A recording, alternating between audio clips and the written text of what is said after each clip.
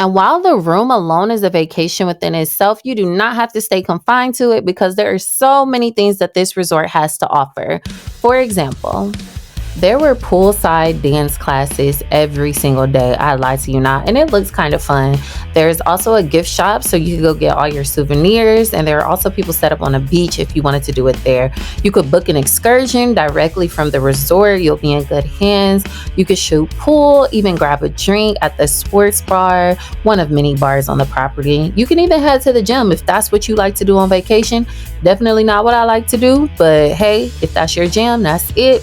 You could catch live performances. Every night they had something different going on.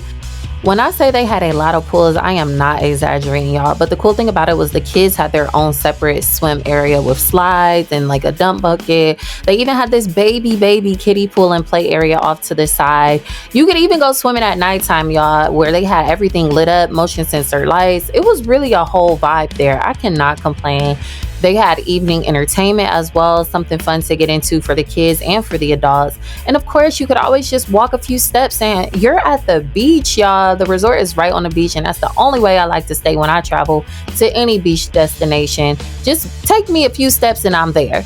They had a nightclub as well, and coming from a DJ, y'all, this DJ actually was doing his thing, okay? It was actually a vibe. You can even go horseback riding on the beach. You don't even have to book this in advance. The vendors are at the beach ready and waiting for you to just say, hey, I want to ride a horse.